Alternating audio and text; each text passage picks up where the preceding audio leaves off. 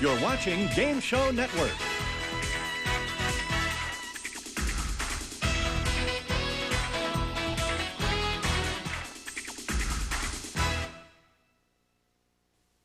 If you were over 50, would you have the courage to go back to high school? One of these three men did. Number one, what is your name, please? My name is Norman Plant. Number two. My name is Norman Plant. Number three. My name is Normand Plant. Only one of these people is the real Normand Plant, and is the only one sworn to tell the truth. Now let's meet our panel. Actor and raconteur, Orson Bean. Actress and recording star, Gloria Loring. Film and television producer, David Niven Jr. And from a current affair columnist, Cindy Adams. Here's the host of To Tell the Truth, Alex Trebek. Thank you, ladies and gentlemen, and welcome to our show. Over the river and through the woods to school we go. Good morning, panel. Good morning. All right, let's go to work and get to that first story represented by our first team of challengers, all three of whom claim to be Normand Plant. I, Normand Plant, am a high school student. Many years ago, I dropped out of school to join the service. When I got out, I married, raised 5 children, and became a plumber. But I had always regretted not finishing school, so this past year, I went back to high school. I'm a junior. I need only 15 credits to graduate. Some of my teachers are the same teachers who taught my own children, and they sure do like to give homework. My fellow classmates are very supportive and hardly tease me at all. My favorite subject is computer science, but I'm also taking history and English lit. We just started reading Romeo and Juliet. My wife is one of my biggest fans. She helps me with my homework, signs my report card, and promises to be my date for the junior prom. And it's signed Norman Plant.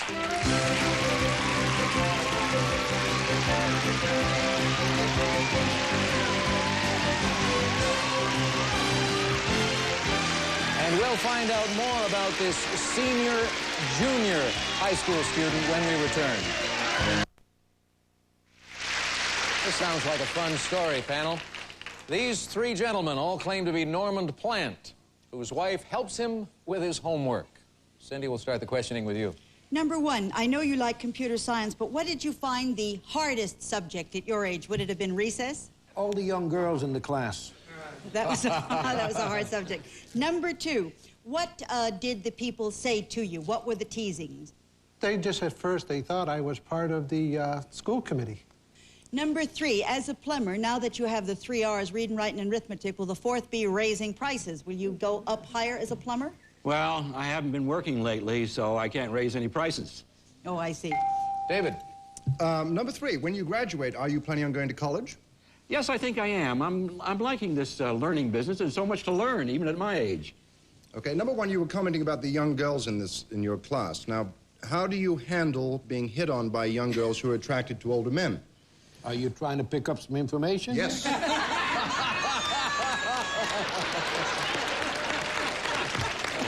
Oh, our challengers are great. Oh, I still have to answer it. You still have to answer? Absolutely. Okay. It's fun handling it. I mean, you know, they know I know that they're kidding, and they know that I'm serious. How does your wife, number two, react when she's not sure if they're kidding? Well, she's making sure that she's going to be my date for the prom. All right, Gloria. Okay, number two, if you're not working presently as a plumber, how are you financing your high school education in this time that you're taking off? I was hurt 2 years ago, and I've been out on disability ever since. Okay, number three, was it a difficult decision to go back? Did you feel like it might be humiliating, or? No, I felt unfulfilled. And my children have all graduated from high school. And I figured I have to go back and do the same thing. Ah, number one, what are the names of your 5 children? Craig, Valerie, Dorothy, Rory and Linda. Linda moved out, so it took me a while to think about it. Okay. Good answer. Orson. Number one, who's your favorite? Rory? My favorite what? Rory? Is he your favorite? Okay. All right. Number two, do you go to public school? Yes, I do. So my taxes are helping to support this adventure of yours, right? Right. All right.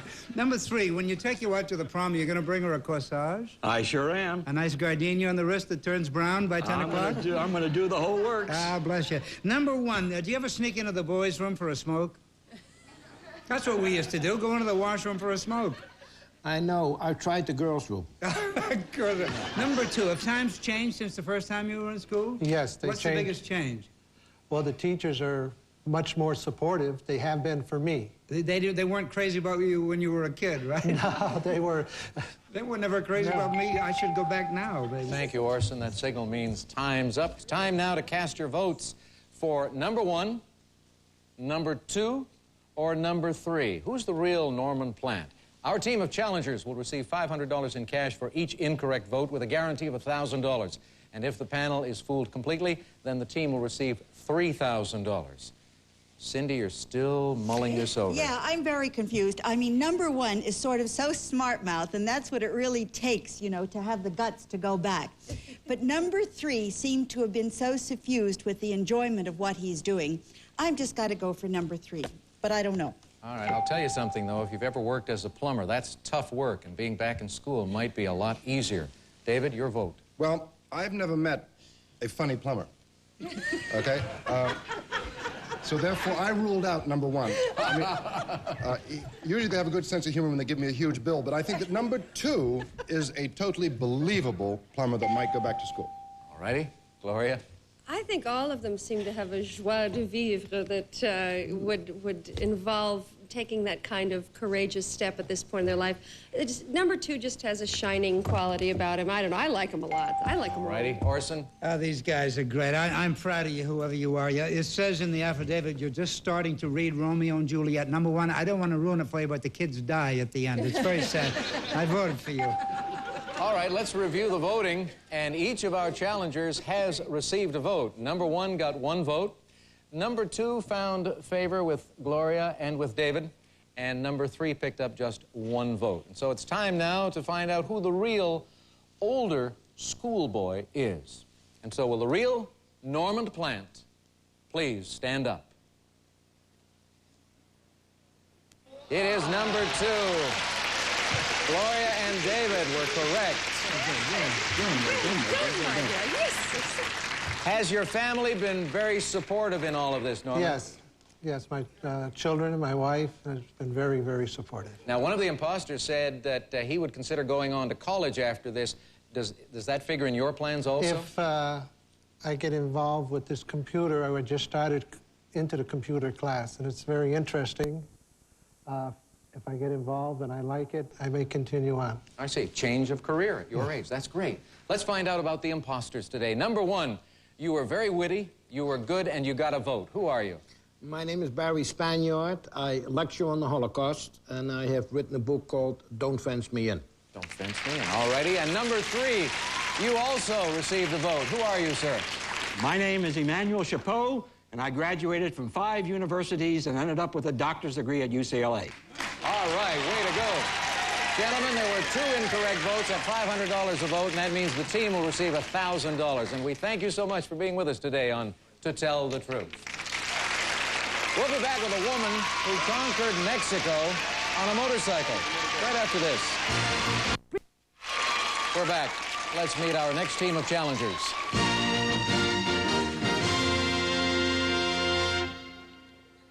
Number one, what is your name, please? My name is Anna Cody Merritt. Number two. My name is Anna Cody Merritt. Number three. My name is Anna Cody Merritt. Boy, are these 3 ladies dressed for business? Here's their story, panel. I, Anna Cody Merritt, was given my first motorcycle by my dad at the age of 2. Riding a motorcycle all these years has really paid off. My teammate and I were the first women to finish the rugged Baja 1000 motorcycle race. The race winds through 1,000 kilometers of Mexican deserts and mountains. In this year's race, half of the teams didn't finish, and one rider was killed. Because the race is so grueling, my partner Lily and I took turns riding our motorcycle. One of us rode while the other rested in the chase car. We bounced over rocks and boulders for 17 hours. Lily fell off the bike when she ran into a ditch, and I had a collision with a dune buggy and finished the race with just one gear working. We competed against 29 all-male teams. Some people thought we were crazy, but ever since I was a little girl, I have dreamed of competing in this race. Signed, Anna Cody Merritt.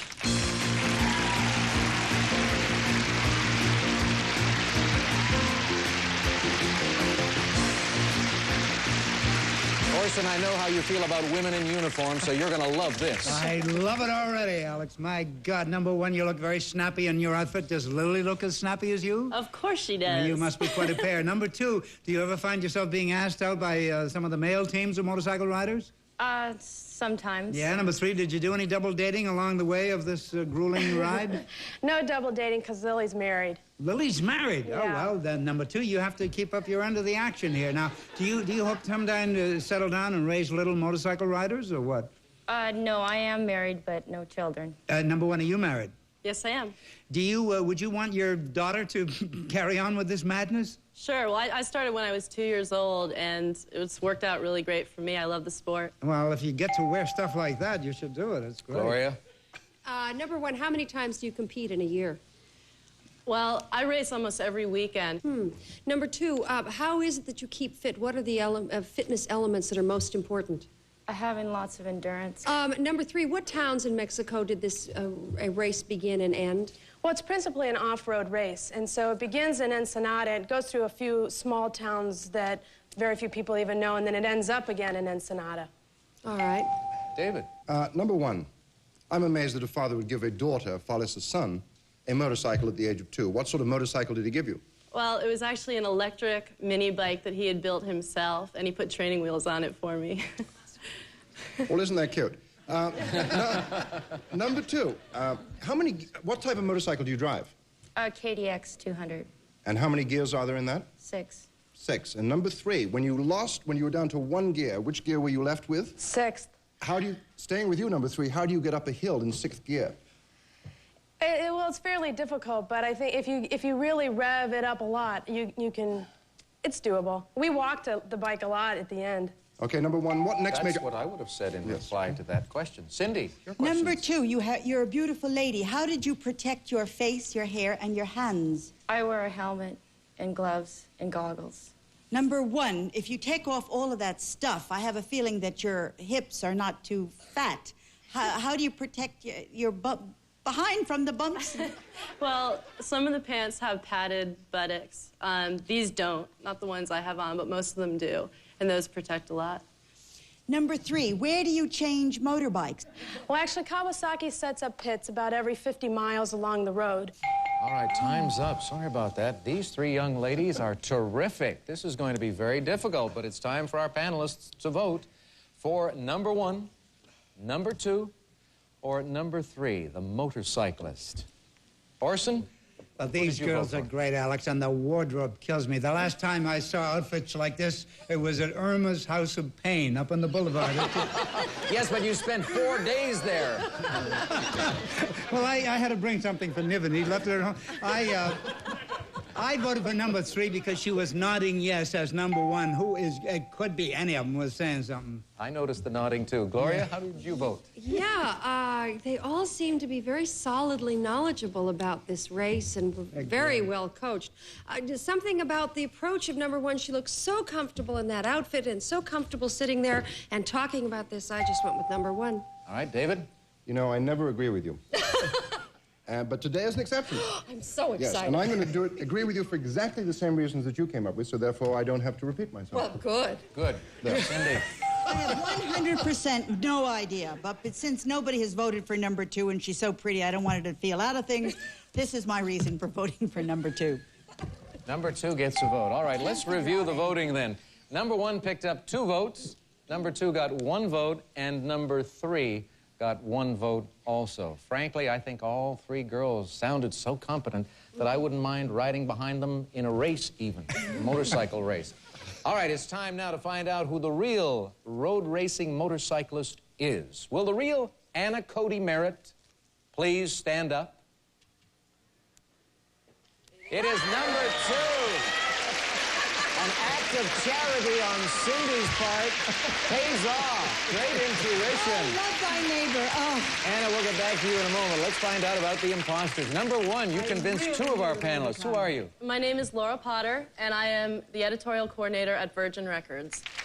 And number 3, you were nodding in agreement, and you appeared to be so knowledgeable. Who are you, and what do you do? My name is Jan Yos, and I'm a banking litigation attorney here in Los Angeles. Well, good for you. There were 3 incorrect votes, and that means at $500 apiece, the team will receive $1,500.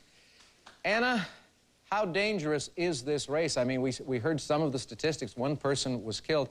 Does your father worry about you now more than he did when you were a kid, when he could watch over you? I think he does. Yeah? Let's meet your partner, Lily. Let's bring her out here. How did you 2 get together to compete as a racing team? Well, we met in a racing series up in Las Vegas, and we competed against each other, and we became friendly and decided to become a team. Lily, do you compete each weekend also? Almost every weekend, This yeah. is off-road racing? Right. In the hills and all of that stuff? Yeah, and desert mostly. Well, I don't envy you that, but by gosh, you girls are successful, and I want to wish you even more success in the future. Congratulations on competing and completing that race, and thank you so much for being with us today on To Tell the Truth. Thank you. We'll be back to play one-on-one with someone from the studio audience right after this. All righty, let's do it. Let's play one-on-one with someone from our studio audience. Burton, who is it today? Alex, today we have Gene Johnson from Camarillo, California. Hi, GJ. Hi. Welcome, Gene. Here's a chance for you to make some money. First, let me introduce a lovely young lady who has 2 stories to tell you. Ladies and gentlemen, please welcome Martine Graber.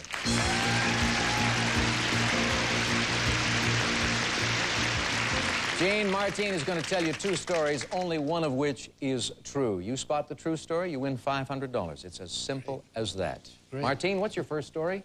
I make a living writing love letters. I write letters for people who can't find the right words. Well, good for you if that's true.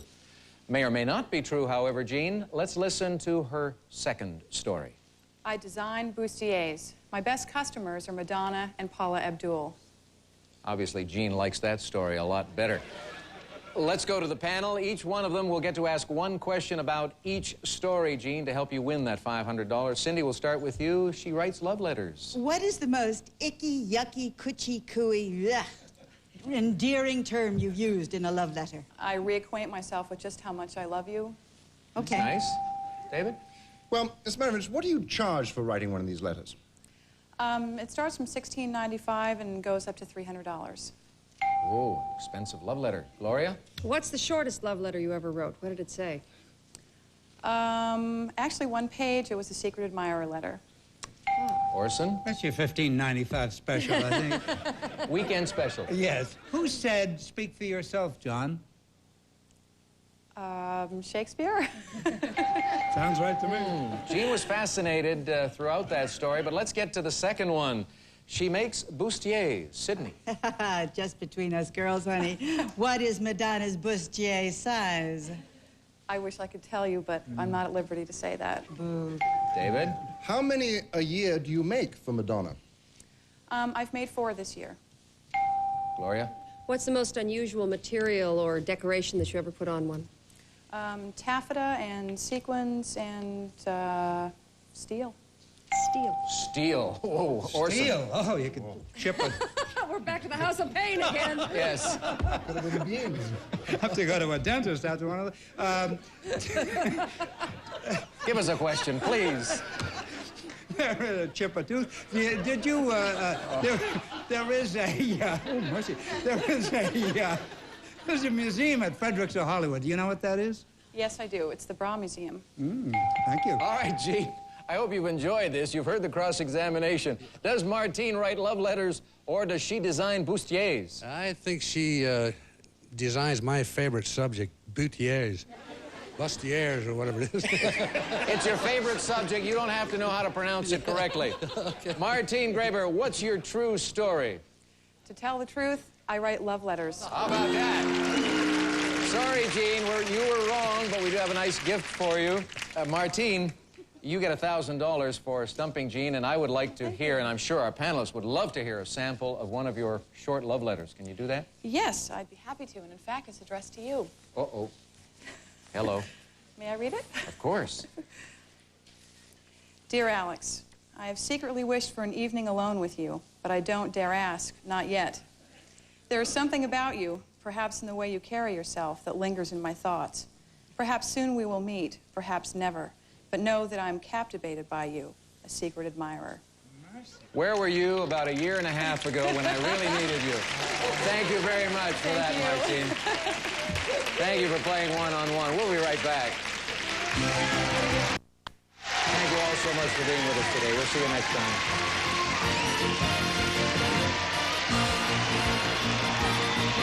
This is Burton Richardson speaking for To Tell the Truth, a Mark Goodson television production.